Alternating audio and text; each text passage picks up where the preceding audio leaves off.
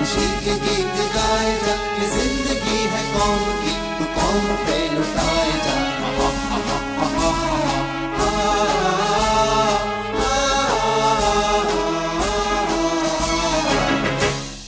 अब तक आपने सुना नेताजी आजाद हिंद फौज में महिला सेना तैयार करने में कामयाब हो गए थे। पहला मौका था जब दुनिया में महिलाएं हाथों में बंदूक लेकर युद्ध भूमि में उतरने को तैयार हो रही थी। लगातार महिला सेना में लड़कियों की संख्या बढ़ रही थी। नेताजी मलेशिया की पेनांग छावनी में कर्नल भोंसले के साथ पहुंचे।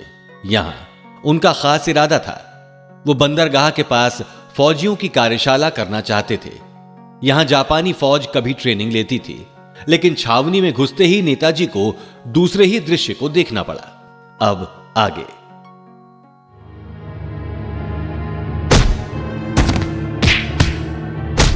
छोड़ दो मुझे, छोड़ दो, मैंने गद्दारी नहीं की। ले जाओ इस गद्दार को।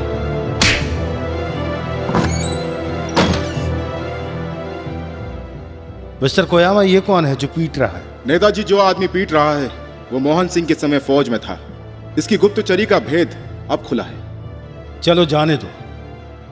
ये कार्यशाला स्थल कितना प्रकृति से भरा हुआ है। चारों तरफ जंगल है और पास ही बंदरगाह है।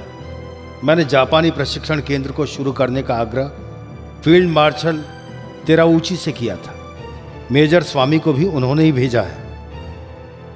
कोयामा और योमोनामी मेरे मकसद में अहम रोल निभाएंगे। दुनिया में छद्म गुप्तचर आप ही ने तो तैयार किए हैं। विध्वंस कार्रवाइयों में इनका कोई सानी नहीं है। नेताजी, पेनांग और तांगजांग बेंग के ये इलाके आपके मकसद को तूफानी हवा देंगे। आइए योमोनामी। नेताजी, आपका स्वागत है। इस कार्यशाला में आपके मकसद को अंजाम तक पहुंचाने वाले फौजी तैयार करूंगा। नेताजी, जब हमारे क्रांतिकारी साथी पनडुब्बियों से मद्रास और कलकत्ता के लिए रवाना होंगे, तब यह बंदरगाह बेहद अहम होगा।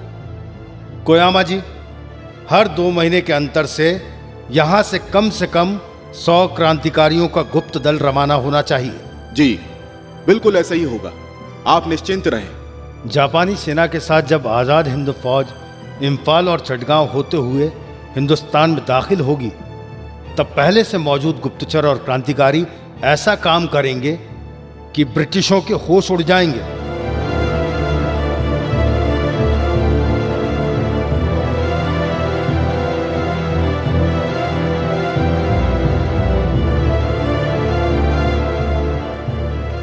सैंडी क्राफ्ट स्कूल और स्वराज्य इंस्टीट्यूट को सक्रिय करने के लिए नेताजी 3 दिनों के लिए पेनांग आए थे।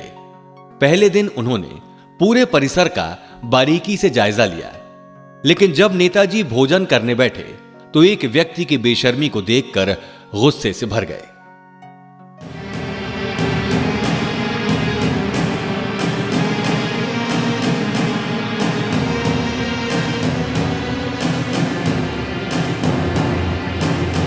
कोयामा, ये क्या चल रहा है?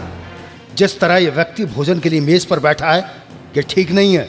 नेताजी, ये वही व्यक्ति है जिसे मेजर स्वामी मार रहे थे। इसके साथ दोपहर में मार कुटाई का प्रशिक्षण चल रहा था। नेताजी, अगर आपने मुझे हिंदुस्तान भेजा और मैं अंग्रेजों के हाथ लग गया तो जुल्म के बाद भी कुछ नहीं बताना है। इसके लिए खुद को तैयार कर रहा था। अब तो आपको विश्वास हो गया होगा कि मैं दुश्मनों के सामने अपना मुंह नहीं खोलूंगा। तुम्हारा नाम क्या है ऑफिसर? दुर्रानी, कैप्टन मोहम्मद दुर्रानी। एक बार हिंदुस्तानी फौज में घुस गया तो क्या हिंदू और क्या मुसलमान, हर फौजी ब्रिटिश साम्राज्य के खिलाफ बगावत कर देगा। नेताजी, कैप्टन दुर्रानी जहां भी जाते हैं बहुत जल्द सबके चहेते हो जाते हैं। इनकी कदकाठी देखकर कोई नहीं ऊंट तो कोई लमटंगा कहता है। और नेताजी, मुझे कुछ लोग तो घोड़ा भी कहते हैं। अच्छा दुर्रानी, ये बताओ, तुम्हें ऊंट सुनना अच्छा लगता है या घोड़ा? घोड़ा ही कहिए नेताजी, सबसे वफादार जानवर होता है घोड़ा। नेताजी, आपका ये घोड़ा उस वक्त तक चैन से नहीं बैठेगा जब तक हिंदुस्तान आज़ाद नहीं होगा। नींद और सोना तो तब तक हराम है मेरे लिए। नेताजी, एक बार मुझे भी कैप्टन दुर्रानी को लेकर गलतफहमी हो गई थी। ब्रिटिश एजेंट का शक होने पर मैंने इसे काल कोठरी में डाल दिया था। 3-4 महीने तक बेवजह कारावास काटा इसने। मातृभूमि की सेवा के लिए आप जैसे ईमानदार सच्चे सेवक मुश्किल से मिलते हैं कैप्टन। जिन्ना जैसा दगाबाज इंसान इस पूरी दुनिया में नहीं मिलेगा। हिंदू मुसलमान यदि एक दूसरे से दूर हो गए तो मैं जिंदा नहीं रह पाऊंगा, और अगर ऐसा हुआ तो मेरा मानना है मुझ जैसे हिंदुस्तानी मुसलमान को जीने का हक नहीं रहेगा नेताजी।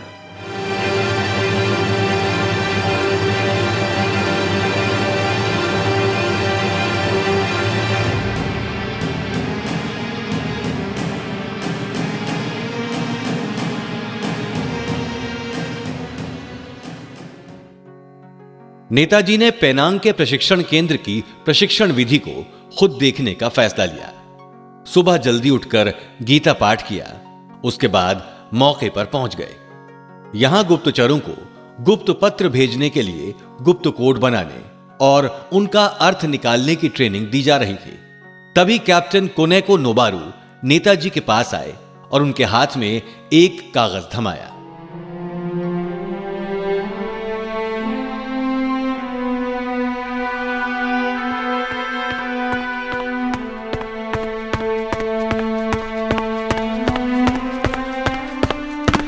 नेताजी, ये गुप्त पत्र पढ़ेंगे?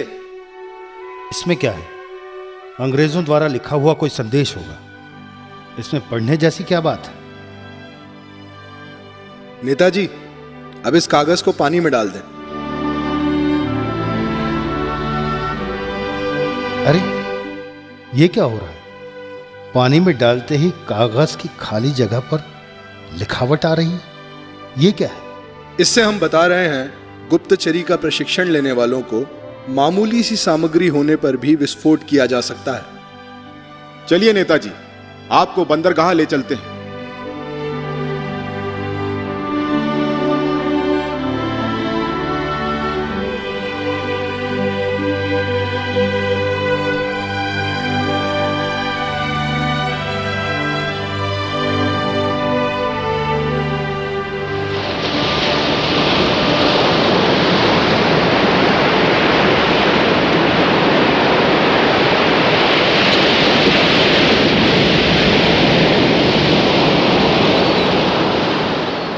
देखिए, समुद्र में रस्सियों के सहारे ठंडे पानी में कैडेट्स किस तरह बुद्ध बने बैठे हैं।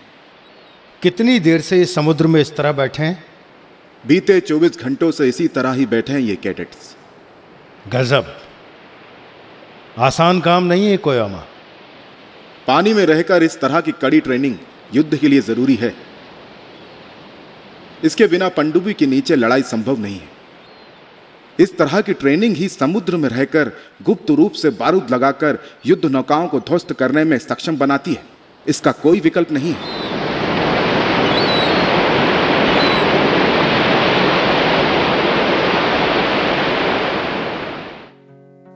नेताजी अपना दौरा पूरा कर सिंगापुर जाने वाले थे। जाने से पहले वो प्रशिक्षुओं से बात करना चाहते थे, इसलिए एक हॉल में प्रशिक्षुओं को जमा किया गया।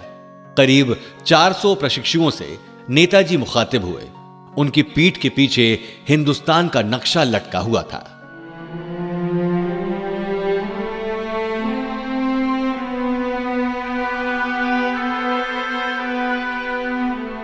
दोस्तों, ये नक्शा देख रहे हो? पहला कराची, दूसरा बंबई, तीसरा मद्रास, चौथा कलकत्ता। ये चारों बेहद अहम है।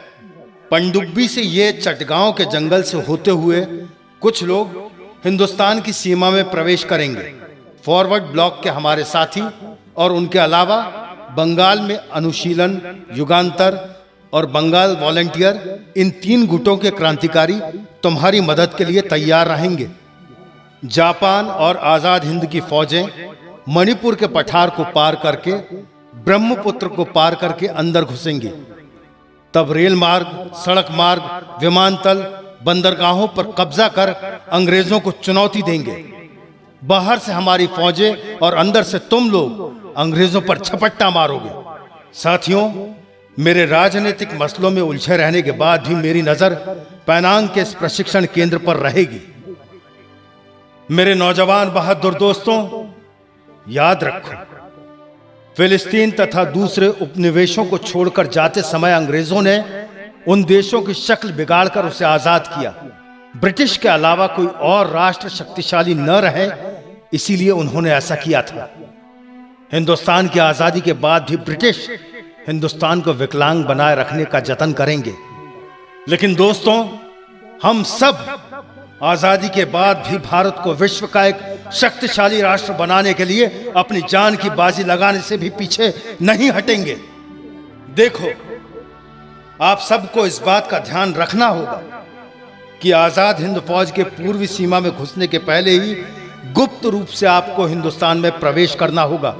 अच्छा, अब मैं सिंगापुर के लिए निकलता हूं। जय हिंद।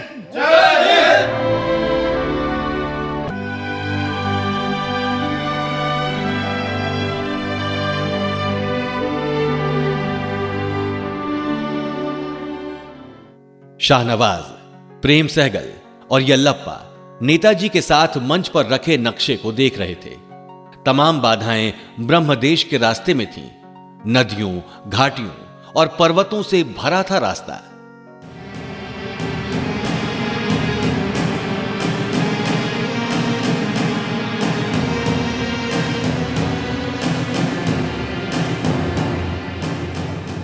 नेताजी, सिंगापुर और इम्फाल के बीच कितनी दूरी है? 2823 मील। सोचना यह है कि अपनी फौज लेकर इतनी दूर जाना है। यहां सिंगापुर में पड़े रहने का कोई मतलब नहीं है।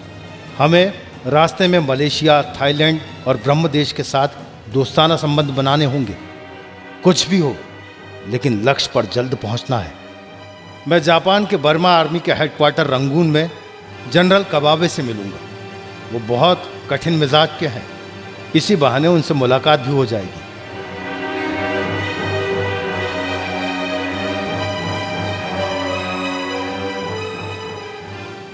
नेताजी ने सिंगापुर से रंगून का सफर शुरू किया और विमानतल पर पहुंच गए। अपने स्वागत से वे प्रफुल्लित हो उठे।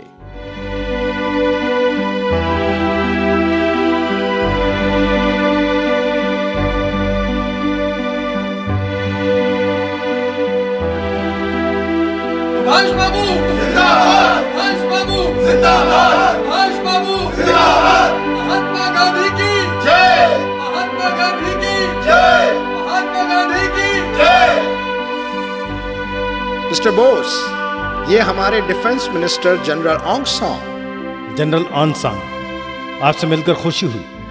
मिस्टर बोस, आजादी के लिए ब्रह्मदेश की सहायता के लिए जापान ने कुछ नौजवानों को तैयार किया है। जनरल आग सान भी उनमें से एक है। हाँ बोस, मुझको ही ले लीजिए। अंग्रेजों से अपने देश को मुक्त कराने के लिए मैंने बगावत की थी। ब्रिटिश सरकार ने मुझे नजरबंद कर रखा था। जैसे तैसे मैं छूटकर जापान आया हूं। रंगून के पराभव के बाद जापान की सहायता से ब्रह्मदेश में अपनी सरकार स्थापित कर ली थी। रंगून में स्वागत ने मेरे हौसलों को आसमान पर पहुंचा दिया है। भाई परमानंद, ये बताओ, रंगून में कितने हिंदुस्तानी होंगे? नेताजी, करीब 5-6 लाख हिंदुस्तानी है रंगून में। आप केवल रंगून के भरोसे ना रहें। मेरे साथ आप जियावाड़ी चलें। जियावाड़ी किस लिए चलूं? नेताजी, आपके बिहार प्रसाद परिवार ने जियावाड़ी में शक्कर मिल लगाई है। यह परिवार राजेंद्र प्रसाद बाबू के रिश्तेदार हैं। मिल में काम करने के लिए हजारों मजदूर हिंदुस्तान से आए हैं। हिंदुस्तान से आए मजदूरों के 64 गांव हैं। आर्य समाजी पहले से ही उनमें क्रांति का बीज बो रहे हैं। आप वहां चलेंगे तो बड़ा आंदोलन खड़ा हो जाएगा। ऐसी ही बस्तियां चोड़गढ़ इलाके में भी हैं। मेरा मानना है आपको वहां भी जाना चाहिए।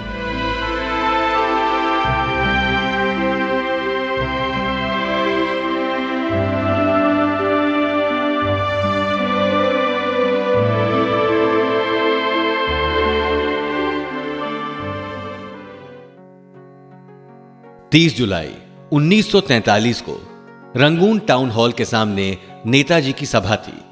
जन सैलाब उमड़ रहा था। 1.5 लाख से अधिक हिंदुस्तानी जुटे थे। रोजी रोटी के लिए रंगून में रहने के बाद भी हिंदुस्तानियों के दिल में देश की आजादी की तड़प थी।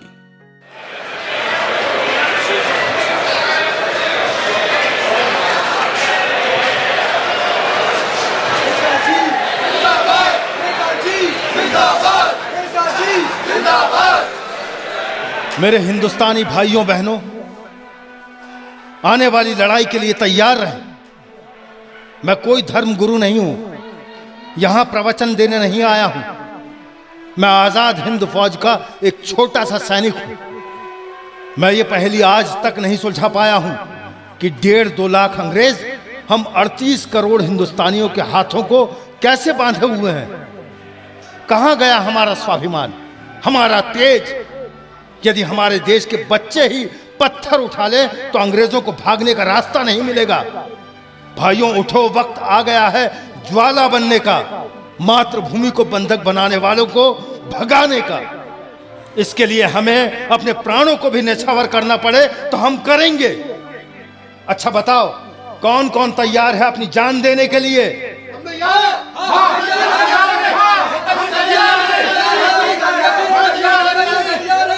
चलो दिल्ली, चलो दिल्ली, चलो दिल्ली, चलो दिल्ली, चलो दिल्ली, चलो दिल्ली, चलो दिल्ली, चलो दिल्ली, चलो दिल्ली। यह वक्त अपना तन मन धन सब कुछ समर्पित करने का है। आजाद हिंद फौज के लिए सोना चांदी पैसा जो भी हो समर्पित करें। जो हार आपने मेरे गले में डाले हैं उनकी ऊंची बोली लगाइए। विश्वास रखें, आपका एक एक पैसा राष्ट्र के काम आएगा। भारत माता के पैरों में डाली बेड़ियों को तोड़ने के लिए हमें अपना सब कुछ समर्पित करना होगा। बोलो, इस हार की क्या बोली लगाते हो? 1 लाख, 5 लाख, 11 लाख, अरे ये कौन सज्जन है भाई? 21 लाख, 21 लाख।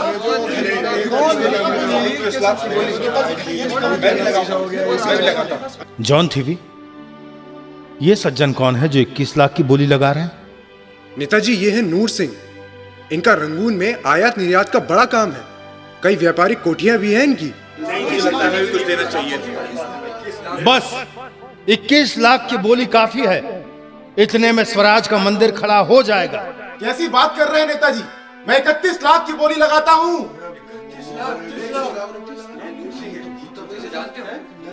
यहां कोई मुझसे ज्यादा बोली नहीं लगा सकता। मैं अपनी सारी संपत्ति राष्ट्र को समर्पित करता हूं। मुझसे नेताजी के गले में डाला हार अब कोई नहीं ले सकता। लीजिए नेताजी, ये चेक आपको सौंपता हूं। कितनी रकम भरी है नूर सिंह जी आपने? 1 करोड़। सुनो, 1 करोड़ 14 लाख। भारत माता की जय, भारत माता की जय। नेताजी जिंदाबाद, नेताजी जिंदाबाद। नेताजी, नेताजी हार नहीं है। आपके हाथ से हार पाकर लग रहा है जैसे मैंने दूसरा विश्व युद्ध जीत लिया हो। नेताजी, जिंदाबाद, नेताजी, जिंदाबाद।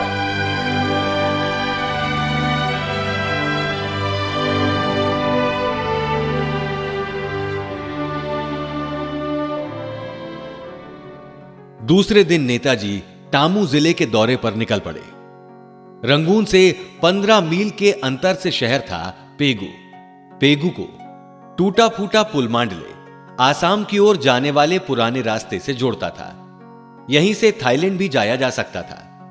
मांडले के सड़क रास्ते के पास ही रेल मार्ग बना हुआ था, जो सुरक्षा के नजरिए से और इन देशों के लोगों को घेरे रखने के लिए था। कर्नल जहांगीर, देवनाथ दास, भाई परमानंद और नेताजी राजगुर गांव में पहुंचे।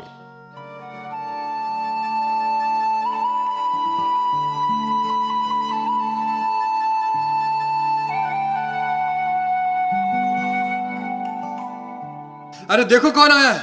हमारे नेता सुभाष चंद्र बोस आए हैं। सुभाष जी,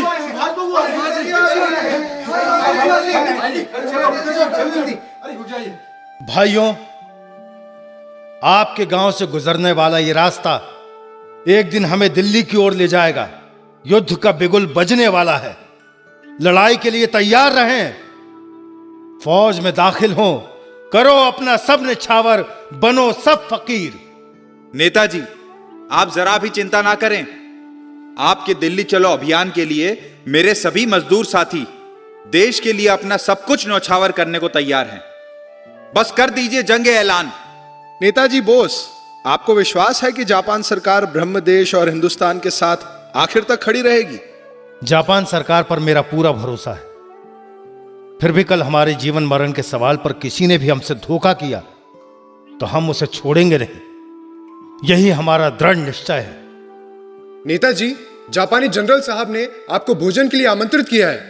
यह संदेश आपको किसने भिजवाया? उनके एडीसी का फोन आया था सर। जनरल, जब स्वयं आमंत्रण देने के लिए यहां आएंगे तब मैं जाने की सोचूंगा। नेताजी, आपके लिए फोन है। नेताजी, मैं जनरल काबाबे बोल रहा हूं। कैसे हैं आप? आपके साथ भोजन करना चाहता हूं। आपको मेरा आमंत्रण है। जनरल, पहुंचता हूं आपके पास। भोजन के साथ कुछ बातें भी हो जाएंगी।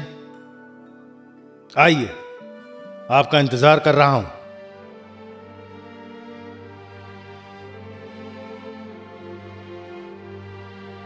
Welcome mister Subhash.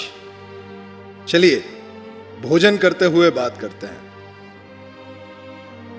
कैसा चल रहा है आपका हिंदुस्तान आजाद अभियान? जहां तक मुझे पता है, अब ब्रिटिश साम्राज्य के खिलाफ निर्णायक लड़ाई को आप शुरू करने वाले हैं। जनरल, जापान से हमने कम से कम 5 डिवीजन फौज मांगी है। आप डिवीजन की बात सोच रहे हैं? हम तो अपनी फौज के साथ आपकी एक बटालियन ही ले चलने की बात सोच रहे हैं। क्या मतलब, 100-150 फौजी ही? मेरा मतलब कई बटालियनों से है। ऐसा कोई प्रस्ताव मुझे मंजूर नहीं होगा। बुरी तरह बिखर चुकी हमारी फौज ब्रिटिश फौज का सामना कैसे कर पाएगी? इसके बदले मेरी फौज के डिवीजन्स जापानी फौज के साथ आगे बढ़कर युद्ध करेंगे। मेरे सैनिकों ने मुझे वचन दिया है। मैंने भी उन्हें अपनी मातृभूमि के लिए सर्वस्व न्यौछावर करने की शपथ दिलाई है।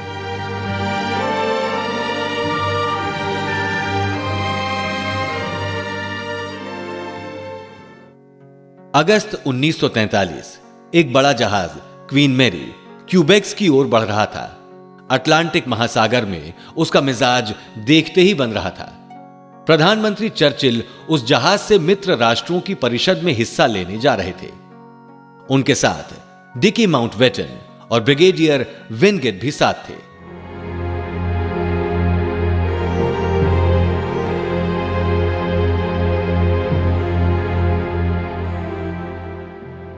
डिक्की, मुझे लगता है पूर्वी मोर्चे के संबंध में हम तीनों काफी विस्तार में चर्चा कर चुके हैं। फिर भी और कोई शंका? जापानीज इंस्पायर्ड कम्युनिस्ट मेरे लिए यह गंभीर चिंता का विषय है। तुम्हारा मतलब चंद्र बोस और अन्य गद्दारों से है ना? ऐसे भले लोगों का नाम लेने में भी पीड़ा होती है। फिर भी इस विषय में तुमसे कुछ ज्यादा ही चिंतित हूं। देखो तो उसका फौजी हिंदुस्तानी का भावी तानाशाह कैसा नजर आ रहा है। सुभाष का निर्देश करने वाला उसका मालिक तो टोक्यो में बैठा है। वहां से डोर खिंचेगी तो सुभाष का आज्ञाकारी पुतला नाचेगा। डिक्की, मैं कुछ भी खो सकता हूं, परंतु कोई हमारे साम्राज्य के किले को क्या, उसकी एक ईंट को भी धक्का लगाकर हिलाने की साजिश करेगा तो मैं उसके हाथ काट फेंकने में आगे पीछे नहीं देखने वाला। मुझे कोई भी कुछ भी क्यों ना बोले, ब्रिटिश साम्राज्य मेरी सांस है, मेरी आंखों की रोशनी है, मेरे हृदय की धड़कन है। समझे ना, मेरा सब कुछ है।